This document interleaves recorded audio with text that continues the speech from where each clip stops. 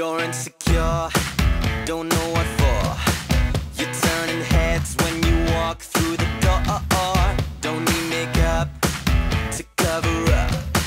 Being the way that you are is enough. Everyone else in the room can see it. Everyone else. Bom dia! No talk show de hoje iremos abordar um assunto que não é muito conhecido na sociedade, a energia dos oceanos. Vamos entrevistar algumas pessoas para saber se elas estão por dentro do assunto ou não.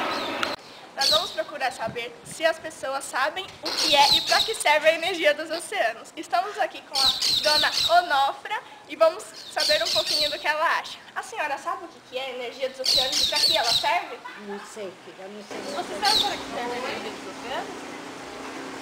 Não sei. Oi, o senhor sabe o que é a energia dos oceanos e para que ela serve? Não é para movimentar aquelas aéreas, Você está aprendendo a cozinhar? para criar mais ar. Baby, you light up my world like nobody else. The way that you flip your hair gets me overwhelmed. But when you smile at the ground, it ain't hard to tell. You don't know you're beautiful. If only you saw what I can see. You love this. Realmente as pessoas não estão por dentro do assunto. E você, sabe o que é a energia dos oceanos e para que ela serve?